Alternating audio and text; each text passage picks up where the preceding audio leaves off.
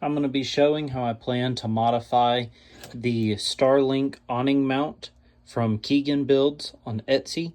This is carbon fiber reinforced 3D print. Goes on the awning, holds the Starlink Gen 1. I have the standard Starlink with the Gen 3 router. So what I picked up was the wall mount kit from Starlink, which attaches to the underside of the new standard, not the mini. So it has wall mount pieces, which we won't be using. We'll be using the bracket, of course, and then the most important part is the aluminum upright. So this aluminum pipe, if you see right here with Keegan's print, it is near perfect to fit inside. It's got the cable, but the little keyed area from the Gen 1 Starlink is what's preventing this from fitting down in there.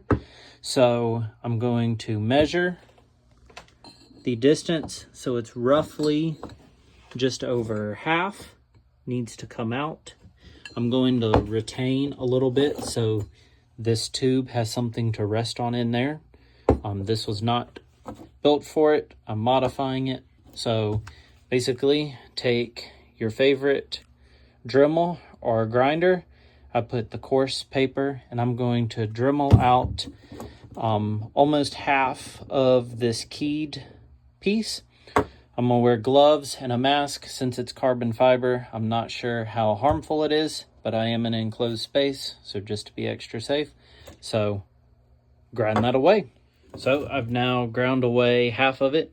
The 3D print is exposed, but just over half has now been ground out. The pipe from the Starlink wall mount now fits perfect, and it has motion. It's not held in there, so you cannot use it driving, but when you're at camp, it's perfect. You still have the rotation to be able to align the dish. So I got the mount mounted on the awning bracket.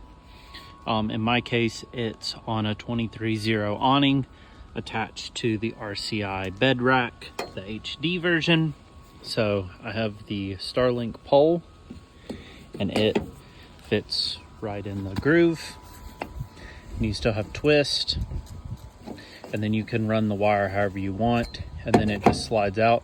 So I'm gonna put some tape around the bottom just to make it a little stiffer, but I'm gonna go ahead and mount the panel up and try it out. The standard wall mount, you thread the cable up through the bottom, and then you can go ahead and plug it in like normal until it's seated, and then this piece just slides until it clicks, and now you're ready to go. So it's ready to slot in. You have the spin to adjust your angle as needed, and then the cable is right there ready to go on the bottom. And like I said, I'm going to put some tape just to prevent the wiggle, make it a little tighter fit. But of course, it's not a drivable mount, but that is perfect. It's up off the ground, it's off the hood, and it's mounted, and the wire goes to the motor as usual. Thanks for watching.